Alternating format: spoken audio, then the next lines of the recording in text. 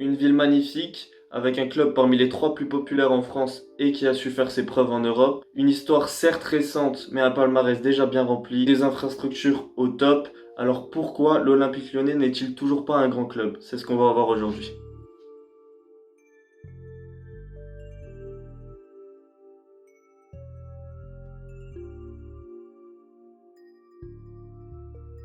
Comme je disais dans l'intro, l'OL est parmi les 3 clubs les plus populaires en France, notamment depuis les années 2000 avec le sacre des Lyonnais durant 7 saisons d'affilée. L'OL compte des centaines de milliers de supporters à travers toute la France et la marque OL est connue et reconnue parmi tous les amateurs de foot. Le palmarès de l'OL n'est pas un des plus fournis en France, mais il compte quand même 7 titres de champion, 5 coupes de France, une coupe de la Ligue et 8 trophées des champions, ce qui est plutôt pas mal.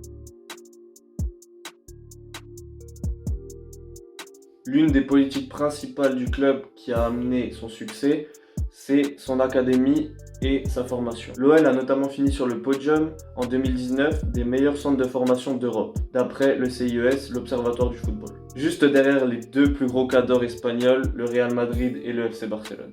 Depuis plus d'une dizaine d'années, on voit énormément de joueurs faire des carrières pro alors qu'ils sont issus du centre de formation de l'OL, dont certains dans les plus gros clubs du monde.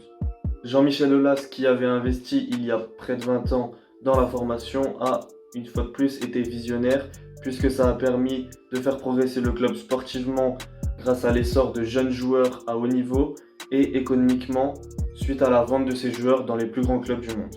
L'OL, qui est donc devenu une référence mondiale dans la formation, attire les plus grands clubs et il n'hésite pas à venir regarder dans les plus jeunes catégories d'âge pour venir dénicher le futur talent et ainsi leur proposer un contrat et une grosse prime à la signature. L'exemple le plus récent, c'est Ryan Cherki pour lequel Manchester United était prêt à débourser 10 millions d'euros de prime à la signature pour le jeune crack de 16 ans. On va rapidement parler des chiffres et des finances parce que je m'en doute que c'est pas ce qui vous intéresse le plus, mais l'Olympique Lyonnais est le 2e plus gros budget de France grâce notamment à plusieurs sources de revenus, sa formation, la marque OL qui se vend très bien en France, l'achat de jeunes joueurs en post-formation et la revente dans les plus grands clubs, récemment Mendy au Real Madrid et Ndombele à Tottenham, et enfin la billetterie du Groupama Stadium qui a rapporté plus de 40 millions parmi les 300 millions de chiffre d'affaires annuel en 2019.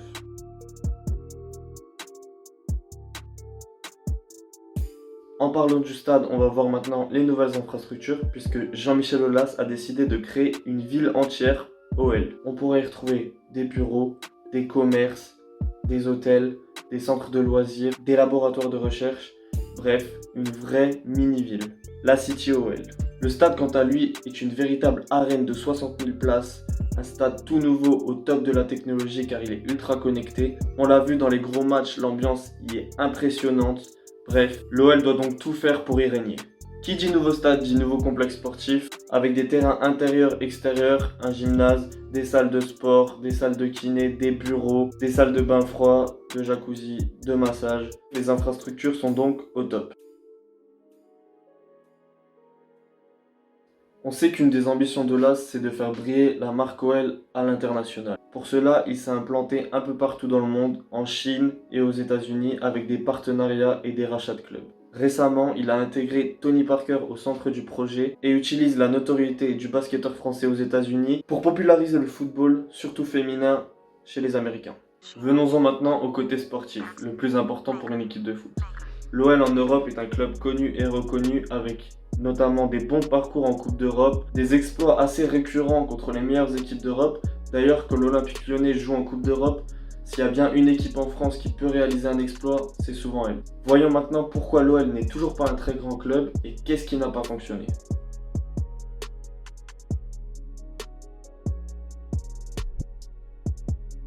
Je pense qu'un des principaux problèmes à l'OL, c'est le manque de remise en question et le manque de renouvellement parmi le staff. Il y a des mecs qui sont là depuis des décennies. Et c'est pas parce que ça a marché il y a 20 ans que ça marche aujourd'hui. Et on le voit bien puisque aujourd'hui, l'OL finit 7ème de son championnat et ne va participer à aucune Coupe d'Europe. Une première depuis plus de 25 ans. Tout ça, c'est le fruit d'un copinage et d'un entre-soi entre des personnes qui ont des idées complètement dépassées pour le football actuel.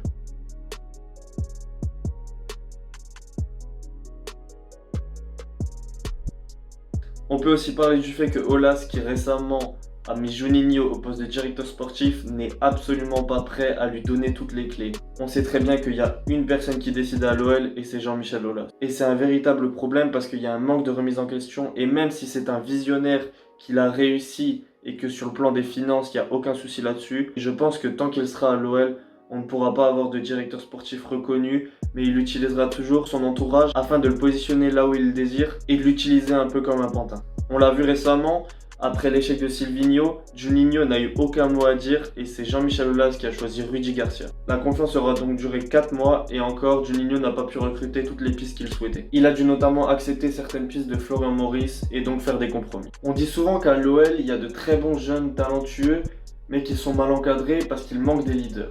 Et c'est un vrai problème. Jean-Michel Aulas a malheureusement pour habitude de vendre du rêve à ses supporters et de promettre des gros noms. Mais depuis quelques années, je pense que les supporters ont bien compris, ils ne s'attendent plus à rien.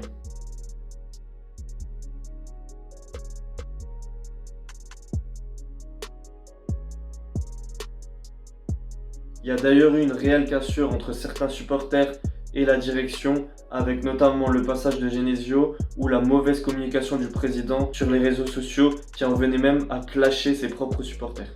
C'est un peu le paradoxe en ce moment, puisque Jean-Michel Aulas, qui est à la tête de l'OL depuis plus de 30 ans, a voué sa vie à l'OL et a tout construit, est en train peu à peu de démolir ce qu'il a fait avec des mauvais choix et une communication désastreuse. D'ailleurs, on a vu que les joueurs étaient aussi concernés par cette cassure, puisqu'on a vu Marcelo, après un match contre Leipzig, faire des doigts d'honneur à la fin du match alors qu'on venait de se qualifier pour les 8e de finale de Ligue des Champions. J'ai l'impression qu'il n'y a qu'à l'OL qu'on peut voir ça. Memphis, notre capitaine, ayant vu cette scène, a couru et s'est emparé de la banderole pour séparer Marcelo des supporters. Et en interview d'après-match, on pouvait ressentir tout son désarroi et son incompréhension à la fin de cette soirée. La saison qui s'annonce va être difficile puisque sans Coupe d'Europe, ça va être compliqué d'attirer des gros joueurs et de garder les cadres. Mais je pense que l'OL doit utiliser cette saison pour se reconstruire, intégrer les jeunes et tenter par la suite d'améliorer son recrutement et d'évincer les joueurs moyens au club qui n'apportent aucune compétitivité. Enfin, pour cela, il faudra s'entourer de personnes compétentes et donner les clés sportives à Juni. Aulas, quant à lui, devra améliorer sa communication car il est en train de perdre un bon nombre de ses supporters. Et enfin, il faut retrouver cette ambition qui avait fait les beaux jours de l'OL durant les années 2000. Voilà, j'espère que ça t'a plu. Je te remercie pour ton visionnage. N'hésite pas à lâcher un pouce bleu et à t'abonner. Donne ton avis en commentaire, ça m'intéresse. Et on se retrouve très bientôt. Ciao.